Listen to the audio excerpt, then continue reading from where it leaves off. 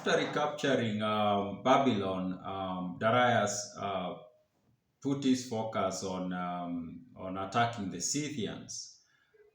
So he went now to Europe to attack the Scythians.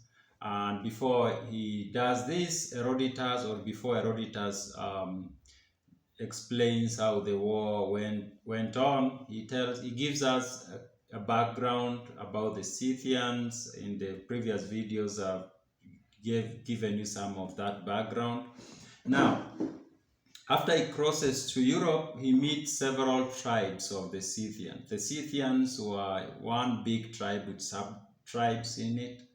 And then there were other tribes that were next to the Scythians. And as he was crossing to Europe, Darius was conquering these sub-tribes of the Scythians and other tribes. Now, one of the tribes Herodotus tells us about is a tribe called the Getae. Now, the Getae had very interesting belief system. They believed that they did not die. They didn't die. They were immortal. So that when they departed from being in this state, they went into another state and they joined a god of theirs they call Zalmoxis.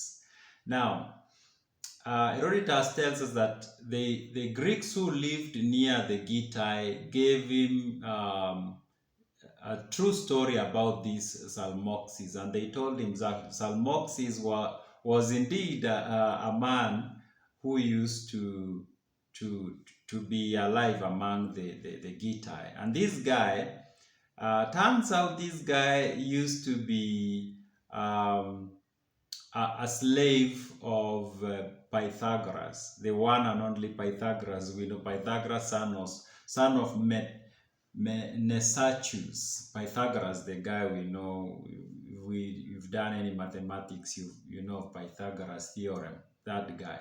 So Zalmoxis was his slave, and Zalmoxis had lived with Pythagoras in Samos for a long time.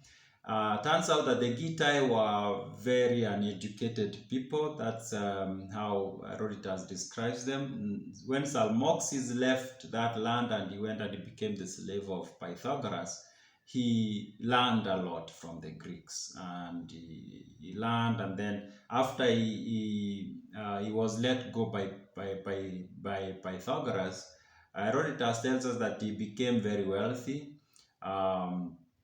He doesn't tell us how he became wealthy. He just tells us that this guy became very wealthy, and then he went back to his people. And when he went back to the Getae, he started inviting them to his big house he had built, big house, yes. And then he would tell them stories, and then he started teaching them these teachings that, oh, you know, when you die, you don't really die. He started presenting himself as a kind of like a prophet or a god, something like that. And these people started taking in his lessons, and they started believing him. And then at one time he secretly built a chamber underneath his house, and then after some time he just disappeared from the land, and his people didn't know where he went to. So he disappeared for 3 years, and then he resurfaced. And then now that act of disappearing and appearing kind of increased his status as some mystical or some god, something like that among the people. So they believed him. Now, I think long after he was dead, which his people didn't believe he was dead, the people continued believing in him, and then they started having this practice of sending messengers to him, sending somebody to him to go and tell him of something like prayers, of course. He's a god.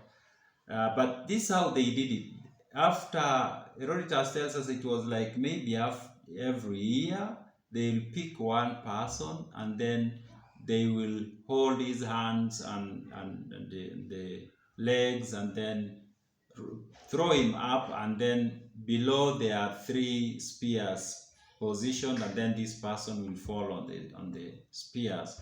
And if he survived, then they will be like, he's not a good person. The god Zalmoxis did not accept him.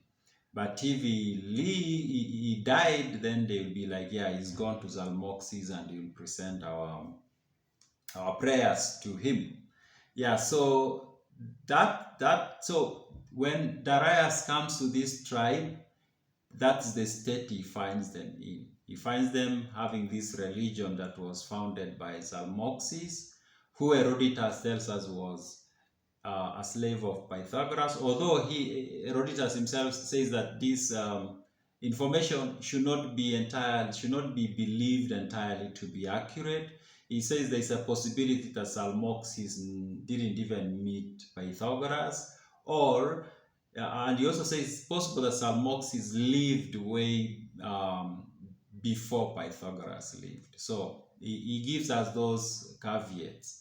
But the story gets, especially from the Greeks who lives around this tribe, is that this guy was a slave of Pythagoras.